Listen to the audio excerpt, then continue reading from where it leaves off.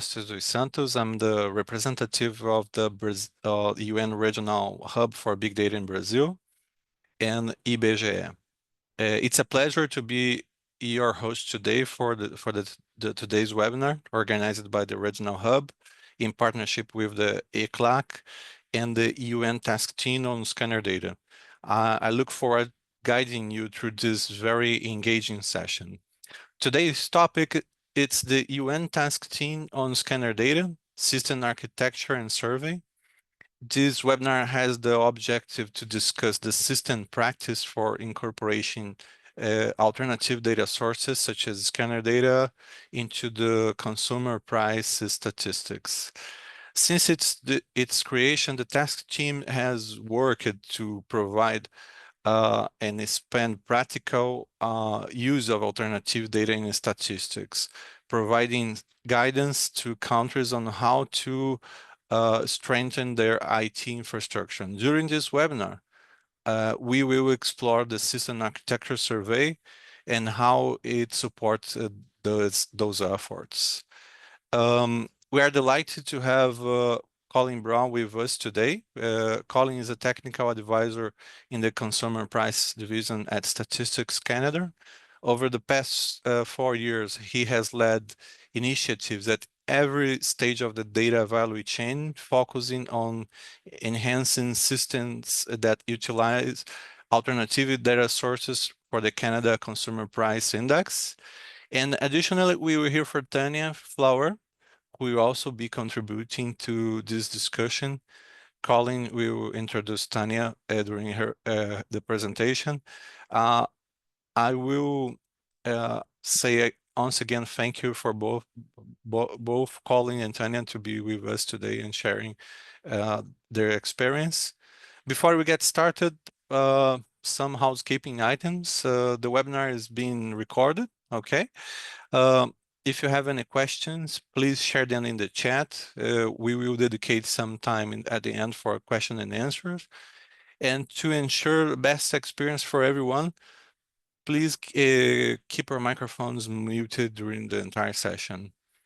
Now, we would like to invite Colin and Tanya to begin the presentation. Colin, the floor is yours. Awesome. Thank you for the introduction, Paulo. And it's a pleasure to be here. I'll start by sharing my screen. Let's do that. Is everybody able to see the slides? Yes, CPI System Survey.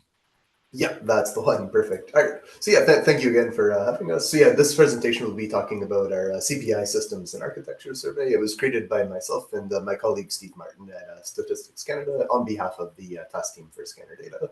As Paulo said, we're more than happy to take questions. And I believe a lot of the folks here would have received an email with the survey itself, which will have my email, Tanya's, and Steve's. So if after the presentation you have questions, please feel free to email us. We're very happy to help.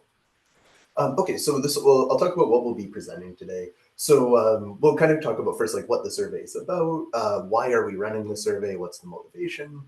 We'll talk about some of the key concepts and try to develop a bit of a lingua franca to talk about these things, because as we'll talk about shortly, these are very complicated systems and it's kind of hard to characterize. So we did our best attempt to try to give a universal diagram, universal language to make it clear for everybody. And then we'll walk through each page of the survey, which I believe a number of you will have already received. And then we'll kind of talk about what we're hoping to learn, what we're hoping to contribute back based on the knowledge learned. So I'll maybe start, with what the survey is about. So in short, what you maybe call this a socio-technical system, meaning it's a lot of different people, a lot of different software components, all interacting with each other for the purpose of producing some kind of output data. Of course, in this case, the consumer price index.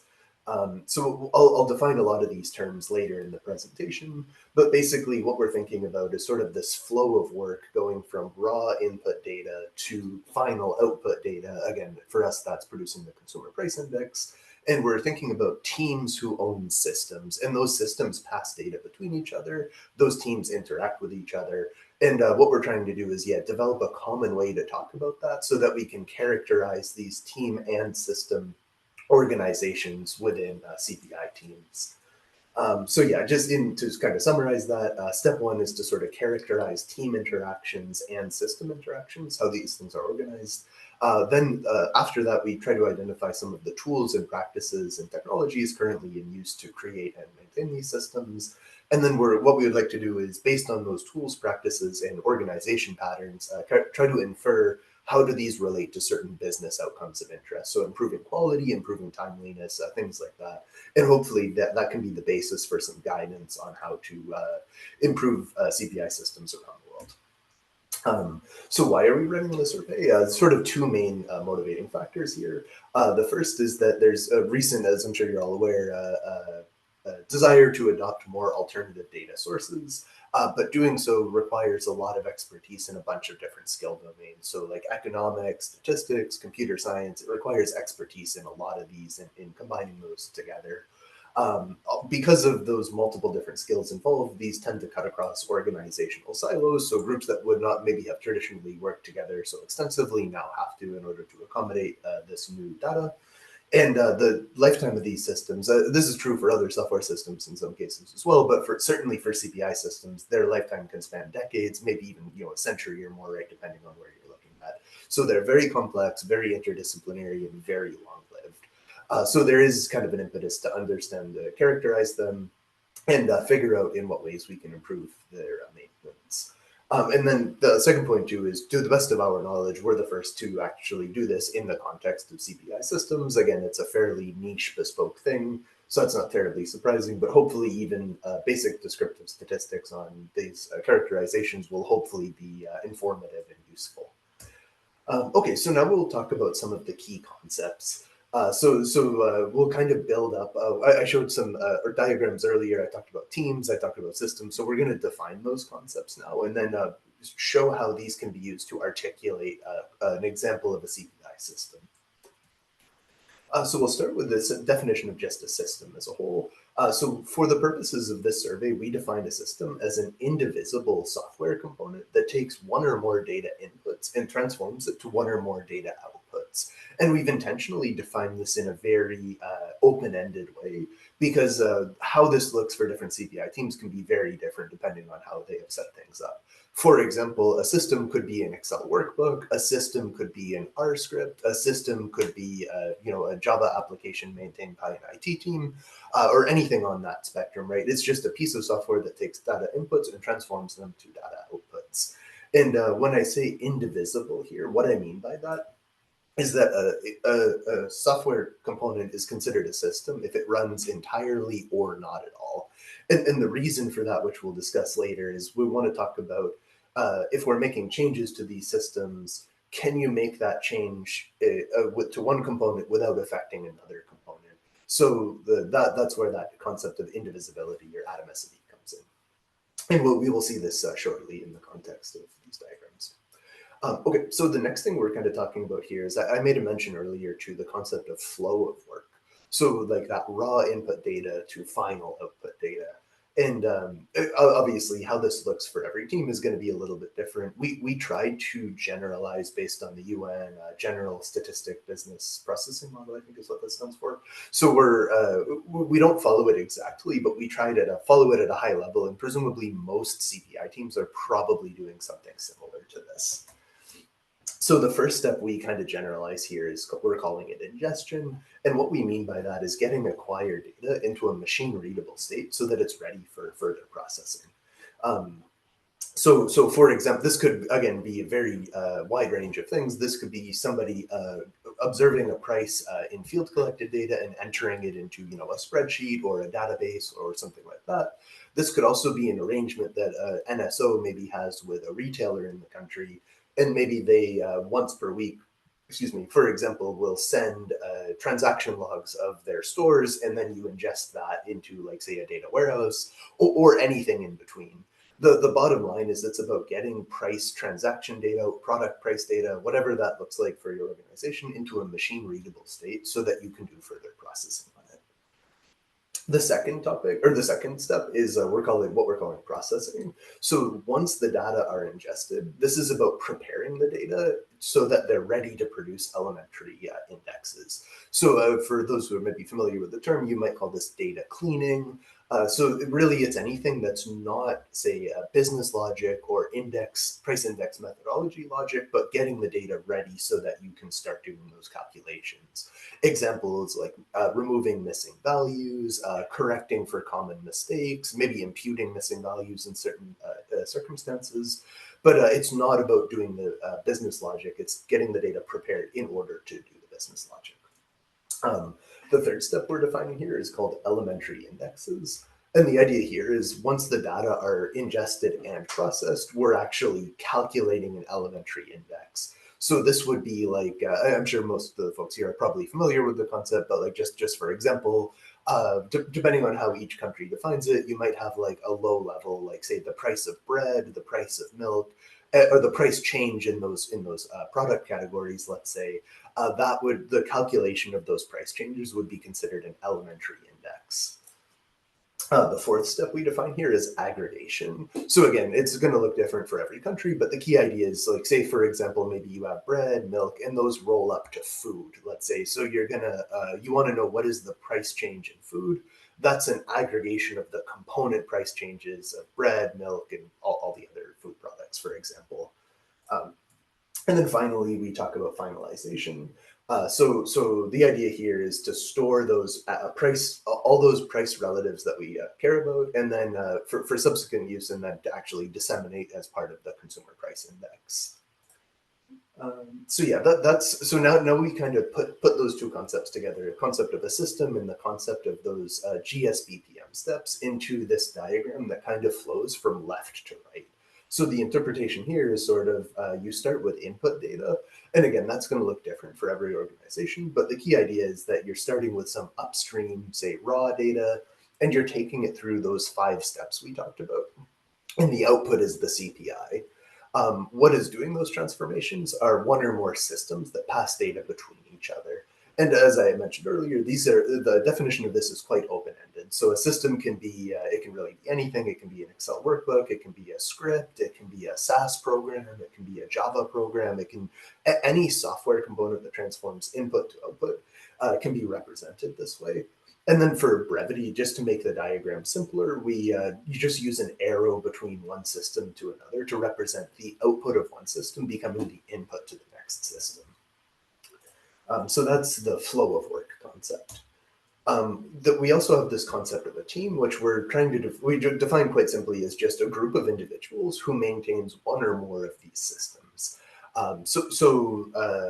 The idea here is basically we don't want to put any limits on team sizes or what that looks like. So again, this could be one person who maintains one, say, Excel workbook.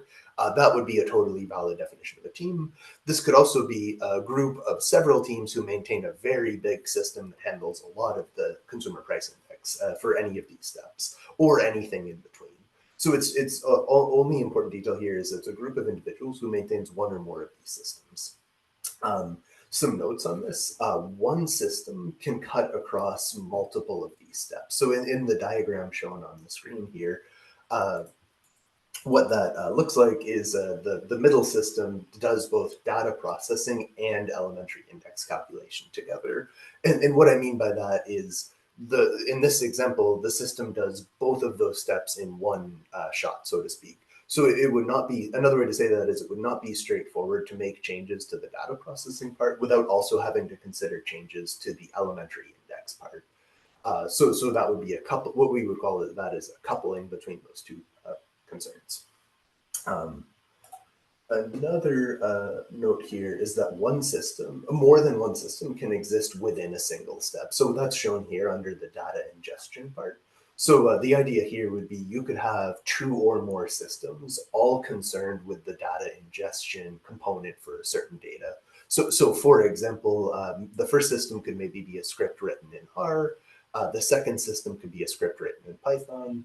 And the idea is maybe the R script reads the input data, does some activities to it, writes the output, and then the Python script reads it, does some other activities. And then that's kind of the final machine readable state of that data that's ready for future processing. So that's totally allowed here, and we've incorporated that into our diagrams. So another concept I want to talk about here is this idea of a domain aligned team. So the idea, so team, same as what we defined previously, but the idea of a domain-aligned team is it's a group of individuals who are, in our case, it's functionally embedded within the CPI team. So the important detail here is that these teams and these groups of individuals will tend to have significant CPI domain knowledge. And why that, of course, is important is if we're building these CPI systems, it's quite helpful, obviously, if the people building those systems also have that expertise in domain knowledge. This is in contrast to what we would call a central team or a centralized team in the survey, which is a group of individuals who maybe have other skills or expertise, but they're centralized somewhere else in the organization. But of course, by the nature of that, they're not going to have that domain knowledge of CPI and price methods. So an example of this would be a certain organization might have a corporate IT department, and that corporate IT department might provide certain services for the domain team, but the corporate IT folks are not going to have the knowledge and expertise of the CPI team, and understandably so. The point of being centralized is they're not part of any one domain in this case. So I use the different colors here, the light orange to show domain-aligned team and the light blue to show a centralized team. Okay, so putting all these concepts together, the goal of all of these pieces is to try to articulate a CPI production system using these components, and hopefully these components are flexible enough that no matter what your consumer price index production system looks like, it should hopefully be able to be represented or characterized with just these components is our hope. So what I'm going to do in the next couple slides is just walk through each of these, walk through this diagram and kind of talk about what this might look like for a fictional CPI team. Obviously, everyone's diagram is going to look different. This is just meant to be an example of what this could look like for a representative organization. Okay, so the first step here is this data ingestion. And what's sort of shown here is there's a domain-aligned group of, let's say, economists and statisticians who are they're a domain-aligned team. They're in the CPI production team, and they maintain a single system to ingest a particular data source. But maybe there's a number of other data sources that are ingested by a central corporate IT team, and that corporate IT team maintains one system that manages the ingestion of the remaining data sources. So the second part shown here is the data processing and elementary indexes component. And what's shown here is this is handled entirely by domain-aligned teams, but the first domain-aligned team maintains one system that, like I was alluding to earlier, cannot be decoupled. So the one system does the processing and the elementary index calculation together. And it is not possible to just make an easy change to the data processing part without also having to consider the elementary index part. The bottom three teams have two systems, one for data processing, one for elementary indexes. And because they are shown as two systems, the interpretation here is this is completely independent from, the data processing part is completely independent from the elementary index part. So you can make a change to one without worrying about affecting the other. And then the bottom three teams all are similar. It's a domain-aligned team of economist statisticians maintaining systems characterized by the way I just described. Yes, I mentioned that already. And then finally, this aggregate and finalize step. The idea here is you have your aggregation and finalization steps, and there's, say, a corporate IT team maintaining one system that handles all of the aggregation and finalization for all of the upstream data sources. So that's that kind of rounds out the example of that diagram we were looking at up here. So again, that's just one example of what this could look like for a hypothetical CPI team. Every team is going to be different, obviously, but this is meant to just be an example to show what that could look like. And throughout the presentation, there are a number of descriptions that hopefully facilitate that exercise of building up these diagrams. Okay, so to conclude that thought, kind of what's the point of all this? As I mentioned earlier, the goal is what we're trying to do is introduce kind of a lingua franca through diagrams so that all CPI employees are able to express team and system organization and express these concepts of what you might call system architecture in the IT world, but in a way that's not making any strong assumptions about any particular way of organizing. It's just about the flow of data and systems and teams maintaining those systems. The second point, just to be very clear, our goal in the survey is not to try to create an exact replica of your CPI systems. We're trying to roughly characterize the important parts of those systems. So of course we want to we want to capture the key patterns, we want to capture the key themes, in what way are systems centralized or decentralized, but we're not expecting like a perfect recreation of these diagrams. They're just meant to be a tool to facilitate the communication of these concepts. Okay, so in this page, we're going to walk through each, so in this section of the slides, we're going to walk through each page of the survey. So we'll go through kind of step by step, and the point will be to talk about what we're trying to learn in each of these. So the first question, if you've gotten to that point, what we're trying to learn about is what we would call here system boundaries. So the systems we talked about, what GSBPM steps do they cut across, if any, or are they independent for each GSBPM step, or are there multiple systems within a GSBPM step? This is what we are trying to characterize and understand in this question. So most teams are going to fall between two extremes. So I'm going to show like visually what those extremes will look like. In practice, it's very unlikely any team will be one or the other. It's probably going to be somewhere in the middle. But the one extreme would be what we would call a totally modular system. And the idea here is that every GSBPM step for every input or group of related inputs has its own system that's completely independent of the others. So, and presumably there's some team maintaining those. This could be domain aligned or centralized. The other extreme would be one single system that does all of the steps for all of the inputs. So that would be what you would maybe call a monolithic system. And again, it's unlikely that anyone's going to follow exactly the modular pattern, exactly the monolith pattern. But the idea is that most teams are going to fall somewhere in the middle of those two extremes. And that's what this first page of the survey is trying to learn about and characterize. The second question is about team boundaries. So basically what kinds of teams are involved in the development and maintenance of the systems in each of those steps? So again, this is quite hard to characterize because every organization is different. There's going to be different skills, different backgrounds. So we tried to roughly characterize it into these 5 categories, which I'll try to explain here. So the first category we're calling corporate IT, and the important information there is that it's people with an information technology background. So think like software engineering, computer science, something in that background. Their training, their education is in that, their work experience is in that. And the other important detail is that they're part of an organization-wide central group. So they are not a domain-aligned team. The second kind we're talking about is what we're calling domain-embedded IT. So again, these are IT professionals like we just discussed, but in this case, they are embedded in the CPI team. So they are part of a domain-aligned team. So that would be the difference between those two. The third we're talking about is what we're calling domain-embedded analysts. So this is meant to be sort of a catch-all for professionals who work on CPI who don't have a formal IT background. So for example, economists, statisticians, mathematicians, people with various backgrounds who are working on the subject matter analysis methodology of the CPI systems, but who don't have a training and background in IT. And just to be clear, that doesn't mean that these individuals don't have technical skills. They very well might have quite strong technical skills, but by training, they're not formally categorized as IT. But they are a domain aligned. They are part of a domain aligned team. The fourth one is meant to be sort of a catch-all for basically anyone who's not an IT professional who's also not on a domain aligned team. So we at least when we were making the survey, we could not think of too many situations where this would happen, but we wanted to have kind of an other category where if there is a situation that doesn't fall under these first 3, there's an option where people can indicate that it's somebody who's not an IT professional, also not in the CPI team, but they do perform some kind of development maintenance of systems on the CPI team.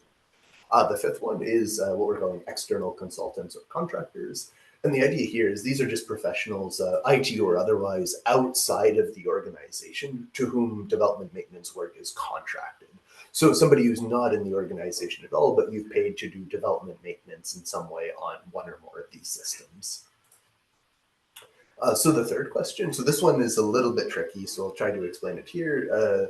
What we're trying to do here is jointly characterize the team and system organization for a representative group of systems. So in a perfect world, what we would like to characterize here is page 1 was about the system organization independently. The second page was about the team organization independently.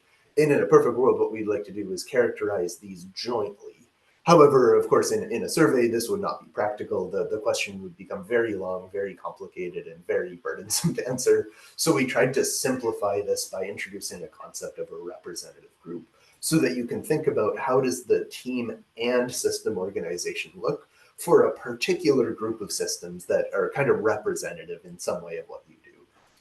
That is sort of a vague term, and that's okay. What we're kind of looking for here is not like a meticulous definition of a representative group of systems, but more for the respondent will likely see this and be like, oh yeah, I kind of have an idea. Yeah, like most of our systems sort of behave in this way.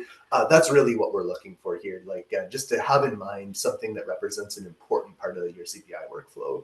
And with that representative group of systems in mind, answer the questions about the joint system and team organization. Um, so yeah, I'll give an example building off the previous one of what that could look like. And again, this is just one example. This is not like the rule to follow. This is just to illustrate the concept. So in this example, I drew a red dotted set of lines around a subset of these systems. And the idea here is it's meant to show like a flow of inputs to outputs that all kind of follow the same pattern, so to speak. Um, so yeah, basically the first system there, the idea is there's a subset of the inputs, excuse me, they all get ingested into this one system maintained by corporate IT. Then there's some number of systems. It doesn't matter how many, in this case 3, but it could be 5, it could be 10, it could be 20. Doesn't really matter. The point is all of those systems behave the same way.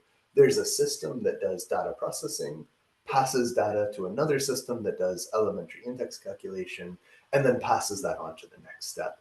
And all 3 systems behave in the same way. They're owned by domain-aligned teams, and they all kind of follow that same pattern of one system passes data to the second system, passes data to the aggregation step. And then finally, in this case, there's another corporate IT team maintains one system that does aggregation and finalization, which of course takes all of the 3 inputs from those middle group of systems.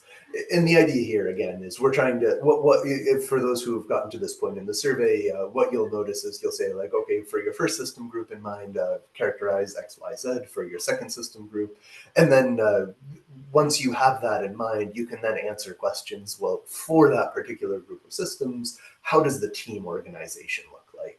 And then that way you can actually jointly look at these together instead of in isolation where you can't really make inferences about how they work, how they interact together. So anyway, takeaways here. Like I've repeated several times, what we're really trying to do is in any question in the survey, try to get a sense of can we in any way characterize the team and system organization. That's very hard to do, but this is our attempt at it. And again, the second thing I'd maybe say is just don't overthink the question. Like I said, we're not looking for a super meticulous definition of representative group. We just want the respondent to think about like whatever their CPI system looks like. We just want them to sort of think like, oh, okay, yeah, there's an important part of our workflow. Maybe it's 60% of the CPI by expenditure weight, and all of those steps kind of look like this. That's really what we're looking for. So again, it doesn't have to be super precise. We're just looking for that high level characterization. Okay, so then the next page. So the next set of questions are a lot more straightforward, I think. So page 4 is just about tools and technologies. So it's pretty clear in the questions, just what tools, what technologies, and what practices are you using to develop and maintain these systems. Page 5 is about the age of the systems and the update frequency. One thing I'll maybe mention here is throughout the survey, you'll see terms like, for example, how often are the majority of systems updated, or for a typical system, how long does it take? So again, just to sort of be clear here, in a perfect world, what we're trying to do is characterize a distribution of these characteristics. Again, that would be very impractical to ask respondents for every system you have, tell me this property, that would not be feasible. So what we're trying to do is to simplify that, say like, think about the majority of systems. So, or the typical or the modal system, if that makes more sense. So again, we're not looking for an extremely precise characterization. We just want the respondent to think like, oh yeah, most of our systems work that way. Therefore, my answer to this question would be, and that's a totally exactly what we are going for. So anyway, for this question and a number of others, just when you see the term majority, I just want to clarify that. So what we're looking for in this page is how old is the system, and approximately what is the frequency, oh, so how old is the majority of systems, and at what frequency are the majority of those systems updated? And again, the other thing I'll flag here is a lot of these answers for the sections to come are coarse grained, meaning we're bucketing them. So we're not looking for like, the majority of systems are updated every 7 days, 4 hours, 30. Like what we're really looking for is like, is it once a week? Is it once a month? Is it once every 2 months? So the answers are those coarse grained intervals. And so that's meant to just be, if you don't know the exact number, but roughly, that's totally fine. You can just indicate the bucket that your update frequency falls under. And same with system age. So then the sixth page is about the number of individuals who are needed to implement changes. So in the survey, it will talk about a small change and a large change, and presumably the number of individuals might be different. But again, the idea is for a typical system in the organization, on average, how many individuals need to participate in an end-to-end change. Again, that'll be explained more precisely in the survey, but that's what this question is about. How many people need to participate in the end-to-end process of making a change?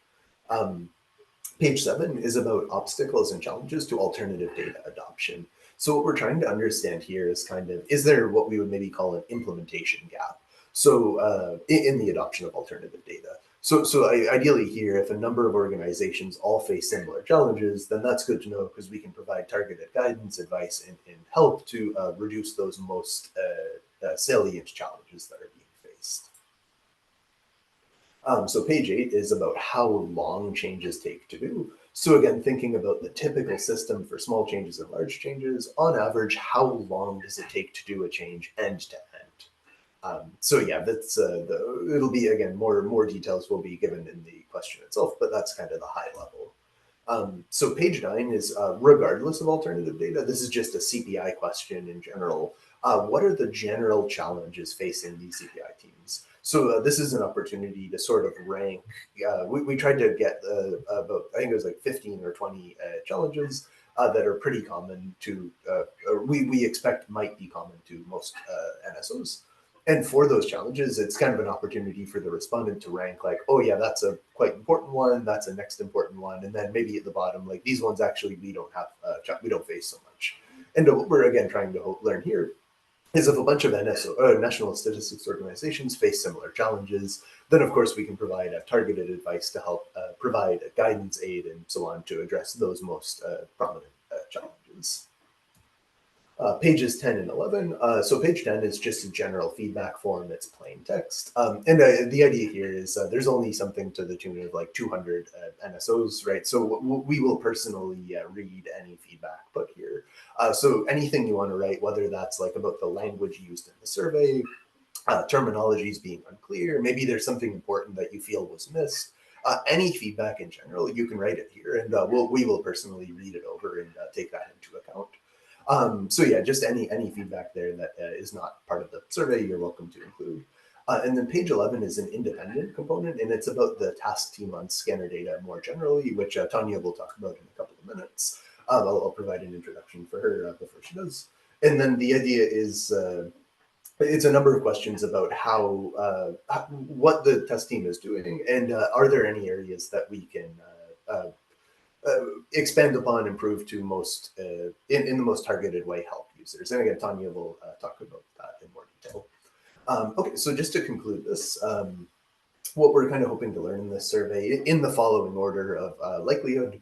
The first thing we're definitely hoping to do is just provide some descriptive statistics about these characterizations. Like I said at the beginning, to the best of our knowledge, this hasn't been done before. So even just like, what was the distribution of answers for each of these questions across all the NSOs will hopefully be insightful in some way or another.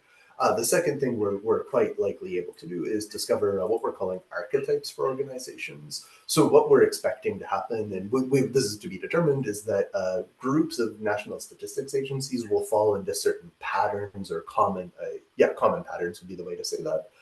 For example, maybe one pattern is like, there's a corporate IT team who maintains several very large centralized systems. Maybe another pattern is like there's teams who use open source tools, technologies, and maybe they develop more modular systems.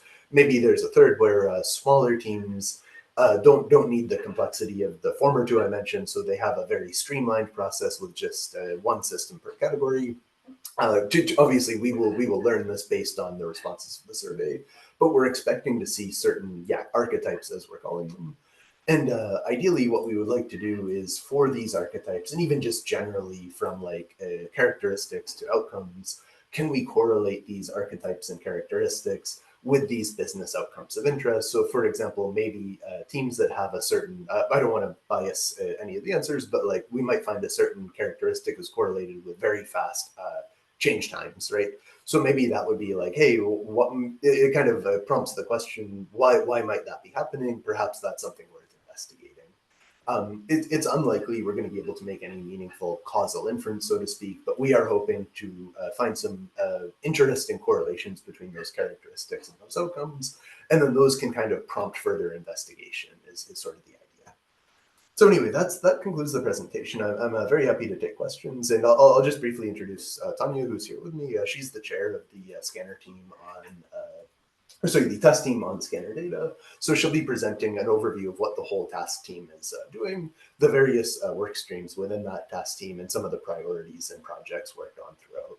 So I can pass the floor to Tanya, but I'm not sure if we want to do questions for both of us at the end, or questions for me, then Tanya, then questions. I guess, Paulo, that's whatever you would prefer there.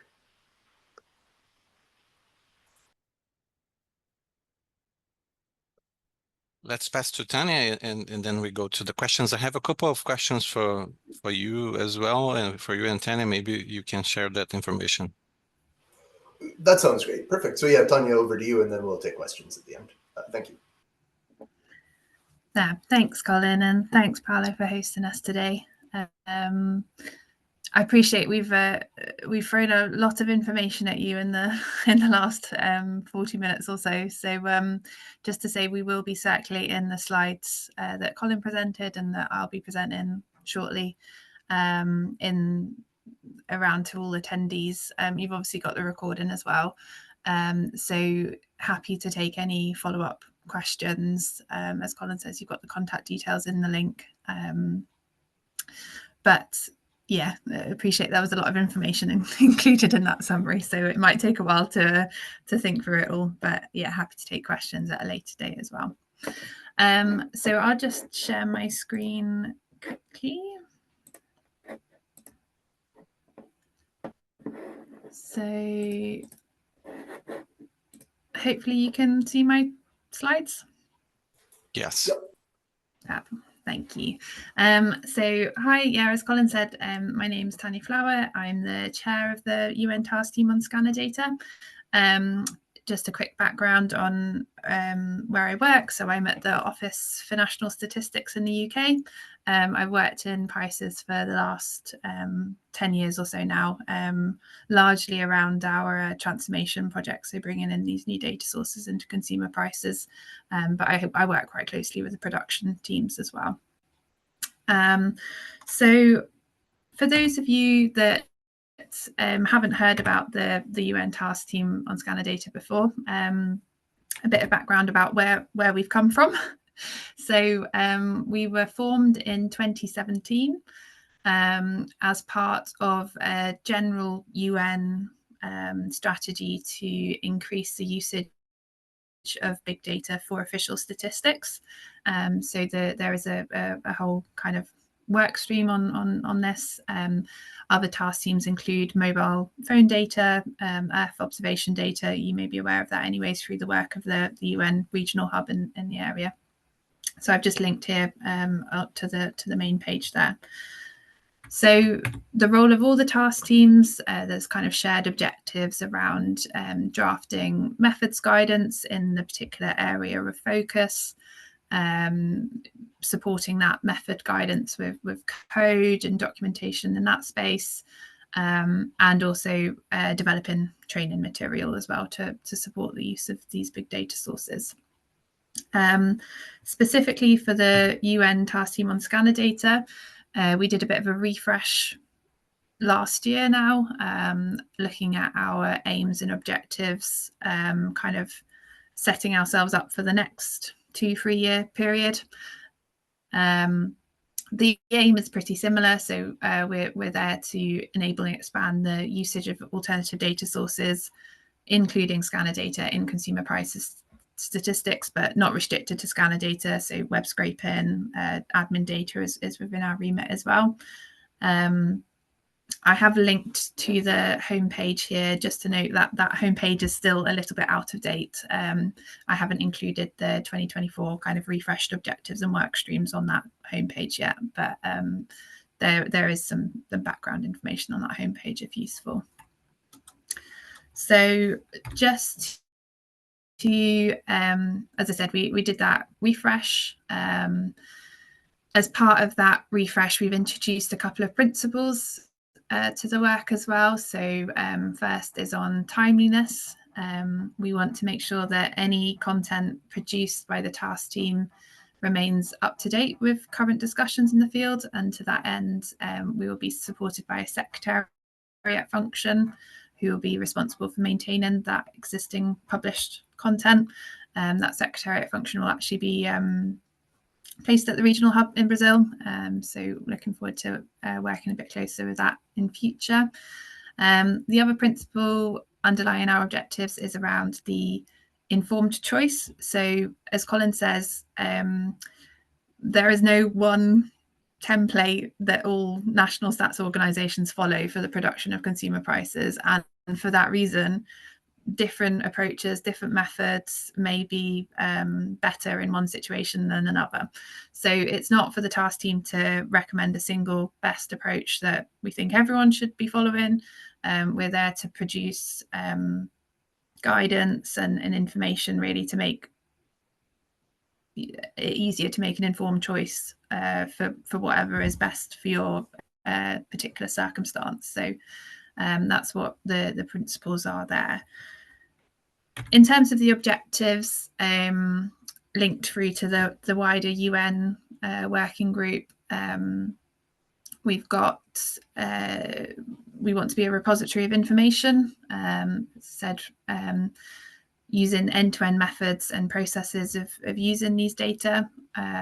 We don't want to duplicate existing information where it's already available. So obviously the UN the ILO manual is a really good source of information for consumer prices and production. So don't want to duplicate that, but we will just reference existing material when it's available.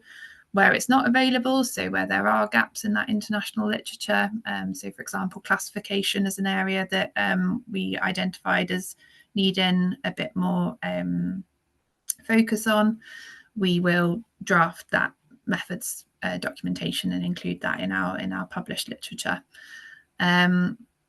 We want to really focus on practical implementation, hence the one of the drivers for what we're doing today with the architecture survey.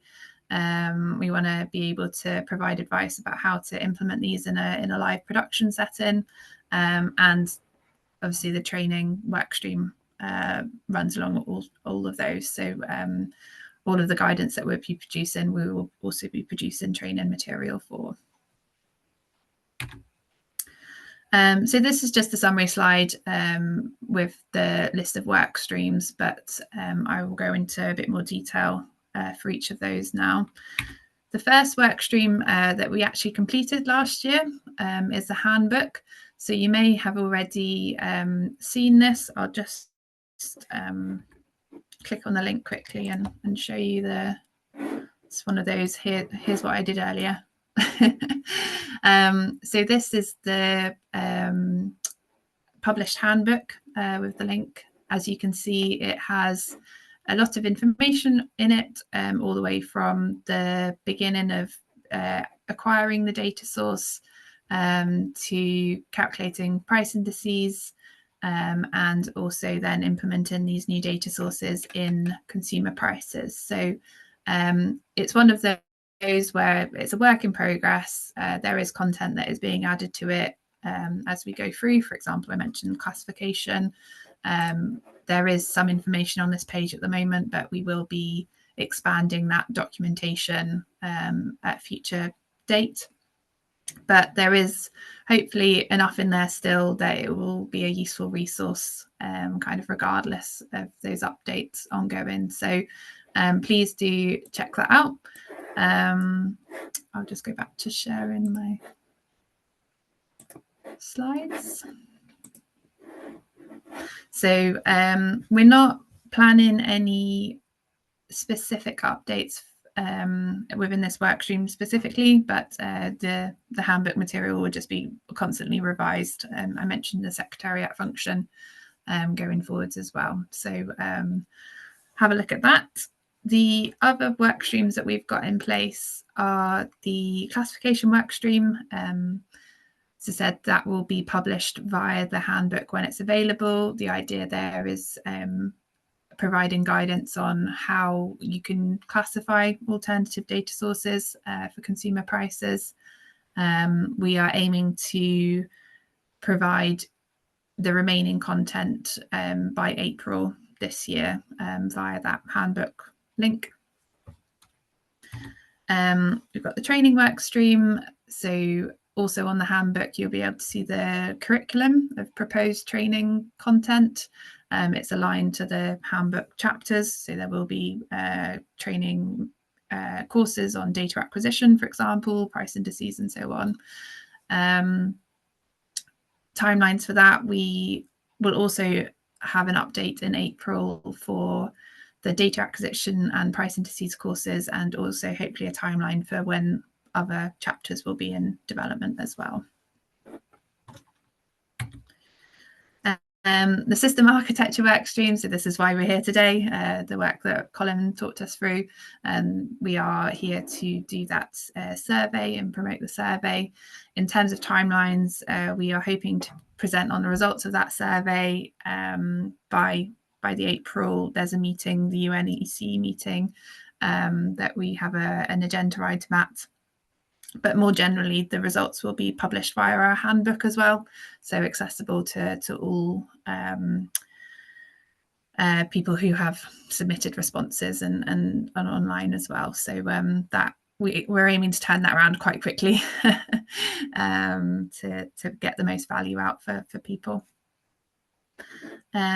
We also have a work stream on FAIR data. So this is the principles of findability, accessibility, interpretability, and reusability, which combined makes the FAIR principle in this space. Specifically in this work stream, we want to develop a data catalog tool for open data sets. And the idea being that there is obviously a lot of research done in this space and consumer prices, but it's quite difficult sometimes to reproduce those findings, or for countries just starting out to get example data sets to apply their methods to. So we want to make that a bit easier for people to access via this tool, and also some guidance around how people can apply these principles in their research. Timings on that is also April at the UNEC meeting. We'll produce an update on that work. Longer term, there are some other things that we would like to do. It depends a little bit around resource capacity. The task team is entirely voluntary by people who are doing very busy day jobs as well. So it is always a bit of a balance about what we can achieve, but hopefully these are some of the longer term things to look out for. For example, a discussion forum, be really good to have a way that people can share questions and share knowledge for certain topics in an easy to access forum. So we're looking at that, and a seminar series as well, which will probably be done in collaboration with these regional hubs. So we presented with the African Regional Hub yesterday. We would want to create some kind of network there with this seminar series to promote that as well. And then some of the other things around code notebooks and other uses of these data sources as well. They're probably a bit further down the priority list. But when we get a bit of time, we'd look into that as well.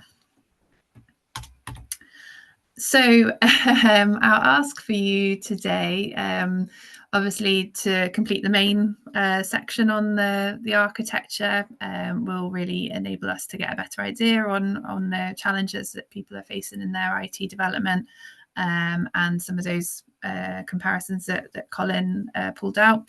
I would add as well, actually, I've just been thinking about starting our contribution from the ONS systems side, and it's just actually quite a useful exercise anyway to be able to visualize your systems in the way that Colin has described and identify those pinch points and start thinking about how the teams interact and so on. So even if you don't complete the survey straight away, like it's just a really nice visual exercise anyway. So yeah, I think that would be really helpful. So yeah, please complete the survey questions.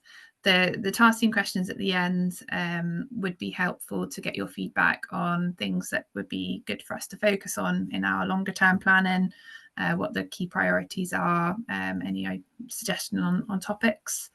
Also, as I said, being on the task team is a voluntary basis. So if any of that sounded interesting and you'd like to get involved, for example, Colin will be needing some support to analyze the results of this survey if anyone's interested in that, and writing up that report. So some of those are available, and obviously the training task team is an ongoing process producing that material as well. So please do get in touch.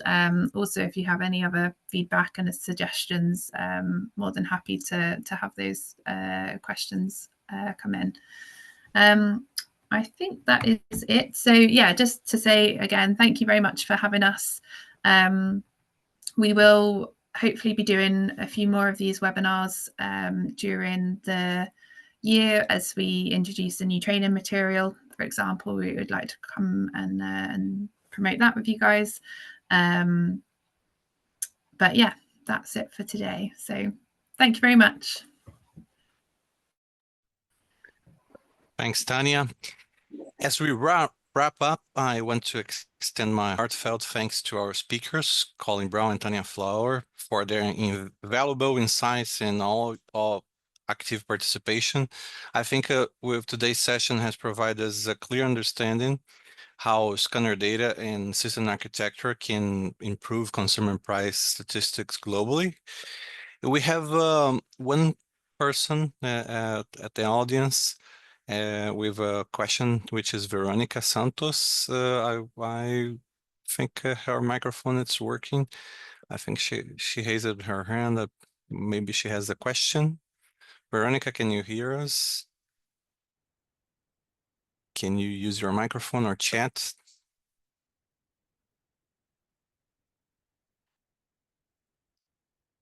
Maybe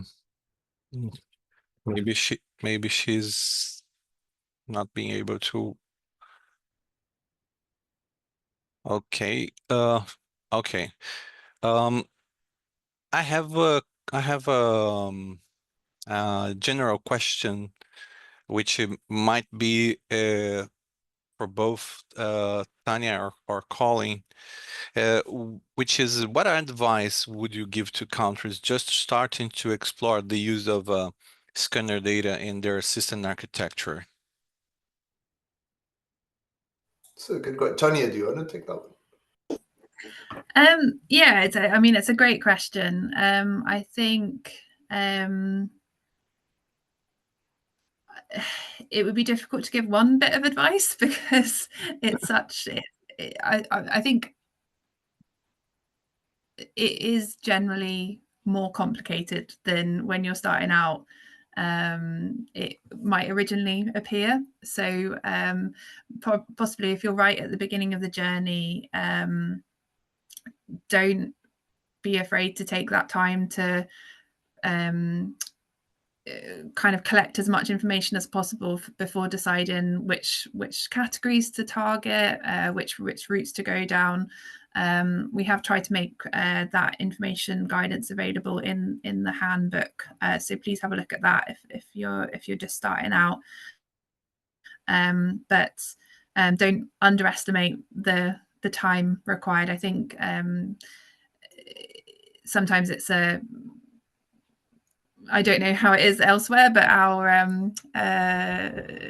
sometimes directors of consumer prices are like, yes, alternative data sources will solve all problems, whereas actually they can, and there's a lot of really good things that can be brought in with the use of alternative data sources in terms of improvements and benefits, but the job of getting them in and the projects, you need to make sure you have the right resources, you have the right teams in place to be able to fully utilize them. So hopefully the information available in the handbook will allow you to have those kind of conversations with your team leaders. If you've got a director coming in and pushing you for advances in this area, you can go back and say, look, well, very happy to take this challenge on board, but we do have to make sure we have the right IT behind us, the right team sizes, the kind of skills in place for that to be able to be done correctly and to the quality as well, right? The quality is important. So sorry, that was a bit of a That's a very good answer. Thanks a lot, Tanya. And you mentioned accuracy and reliability. Do you have any tips from how to ensure or improve the reliability of those alternative data sources? I think in terms of there are different approaches that you can take. So one possible approach is to do using these new data sources. You can do a kind of two-stage approach to implementing. So the first approach would just be a kind of direct replacement of your existing sample using these new data sources. So that means you're not kind of changing existing methods, systems, like you can just do a one-for-one kind of subbing out of the product quotes. I think it's really important to build familiarity with these data sources over time in order to kind of not affect that quality. So that's a really good way where you can start familiarizing yourself with the data, see what products are in there, but it's not a kind of huge change in methods and perspective. So that will enable you to kind of build those skills to begin with, and then you can down the line start thinking about a bigger change to using more of the data and introducing those things like multilateral methods to calculate the price indices. So that's probably the first thing. In terms of quality and accuracy, do the curiosity checks on the data as well. It sounds really obvious, but we got caught out because I think some of our expenditure was coming in from a scanner data retailer, and it was multiplied by 7 because it was daily data, and we just didn't like. It was one of those things that we wouldn't have noticed unless we were doing those curiosity checks on the data. So take that time to begin with to understand the data, ask those kind of do those basic checks and find out what's happening there. Parallel runs are really helpful as well. So once you've built the systems and you kind of got it in live, doing that comparison, allowing that time where you're running or doing some kind of impact analysis to check that the data is showing the trends that you would expect, because it's new data, but we are still measuring the same inflation, right? So they shouldn't be too dissimilar in terms of the trends that they are showing. So that's another kind of useful tool that we found. Thanks for sharing with us, Tanya. We have for closing, we have 2 questions. 2 persons we asked to speak. One is Diego and the other is Milena. I will hand to Diego and Milena, and then I will finish the question and answers because of the time. But if you have questions, please don't hesitate to send us by email, but we will be glad to forward them to both Tanya and Colin. Okay, let me pass to Diego and Milena. Well, and can you hear us, Diego? Maybe some people are just raising their hands by a mistake because, let me see. Diego, can you hear us? Let's try Milena then. Milena, can you hear us? Do you have a question that you would like to share with us?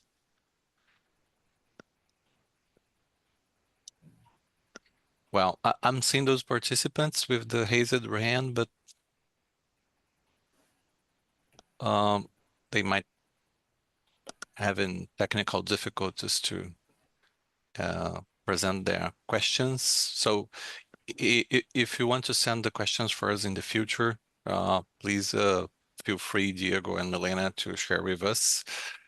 Well, thanks everyone again for joining us. I hope everyone leaves today's webinar with fresh perspectives and actionable ideas, and I wish you all have a very great day. Thanks again. Bye-bye. Awesome. Thank Thanks, you so much for everyone. having us. Take care. Bye, everybody. Bye.